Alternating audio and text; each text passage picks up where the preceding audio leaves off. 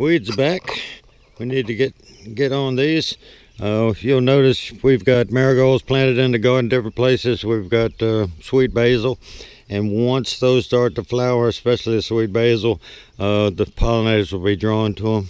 The peppers are setting peppers. They're finally starting to grow. The squash, my bride said she saw a squash that had set.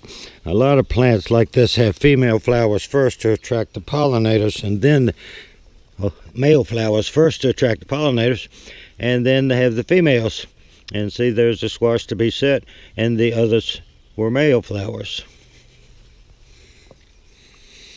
And the beans are coming along considering all the rain, because a lot of rain hurts beans. Okra's doing fine. We don't have a problem with it.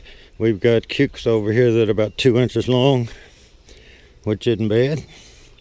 And they really fill out quite fast. And if you get in there, you can see a whole bunch of them, little teeny ones. I might have picked the wrong spot. And we've got some pollinators working. Of course, it's been about 10 days since the dragonflies, and you can see them flying around in here. And as the more and more flowers open up, the more pollinators you'll get. And this fig bush is impinging on our walkthrough. We're just going to let it do it. People keep asking me, are they going to have figs? Of course you're going to have figs, because you're going to have figs on this new growth. And see the figs? See the figs? Probably have a better chance of controlling the birds on these down low. But the deeper you go down in here, the bigger ones you'll see sometimes.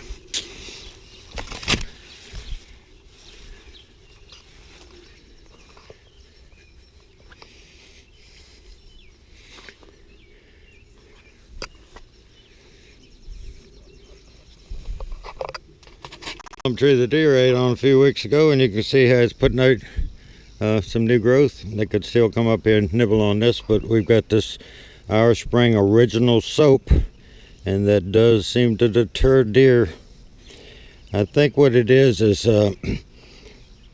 deer use the sense of smell to prevent danger from anything harmful happening to them.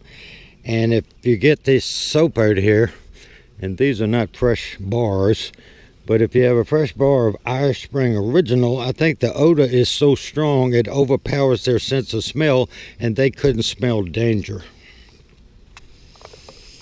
And even that one is coming back out. We've got owls up here. Somehow this head got turned askew. I don't know whether or not. And people wondered whether they were battery powered, but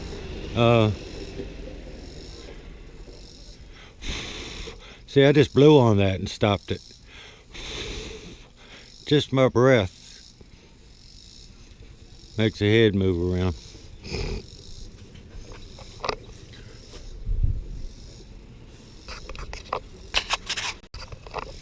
My bride's herbs are doing quite well. We need to pinch these back. The dahlias haven't been bad at all. The Bruce spruce is getting a little height to it, and the cannas are all flowering. Now, when we grow cannas at our home, they would be 6 to 8 feet tall. Down here, the soil is not nearly as good. And here's one of the hydrangeas that gets too much sun. And people watch my channel long term. This clematis had been at our home, sitting in a really bad place for many, many years. And we dug it up last year and brought it down here.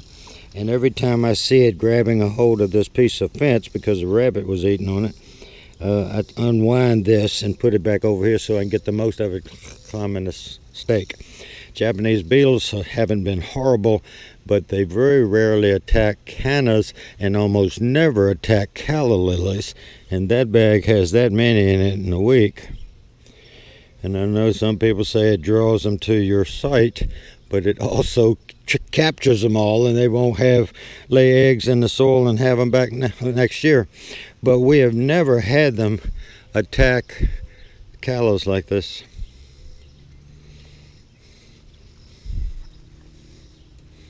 And they worked on the dahlia some too. And some of the early flowers I'd seen, there was a couple of early flowers out here, they'd actually eaten it up. And those coleus in there just came up volunteer from seed from last year. And the cannas are at least giving that hydrangea some shade in this one, which will help it.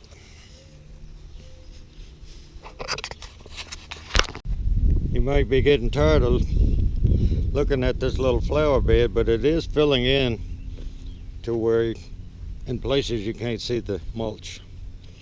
And you see that flower head right there under that leaf? We can just get enough sun to make it want to open. There's 2 or 3 of them in here. I don't know where they're all hiding right now. There's one right there beside that leaf. And I do need to get in there and put some more fertilizer in them. My only problem is I haven't figured out a way to be able to stick a piece of fertilizer in there across this bed. I don't know where we could like put a board across here just to be able to punch it down in the gravel, and but we'll figure it out. And this end here, it's got some wisteria growing in here, which is a like trumpet vine and all. It's horrible to have. And there's a piece there, and we dug this out to 3 or 4 feet, and it's coming up from there. The only way to kill that is to snap it off, put a little collar around that, and put pure 100% Roundup on that stem that's left after you cut it off, and that will go down and kill the root. But it is a nightmare once you get it planted, because see, all this has come up.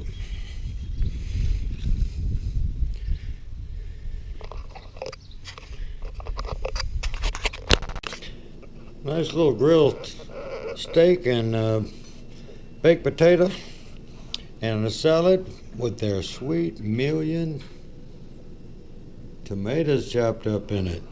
Nothing better than fresh sweet million cherry tomatoes in your salad. Here's my bride's salad. She hasn't stirred it up yet or put anything on it. Could get over here in there a bit of light. Nice tomatoes.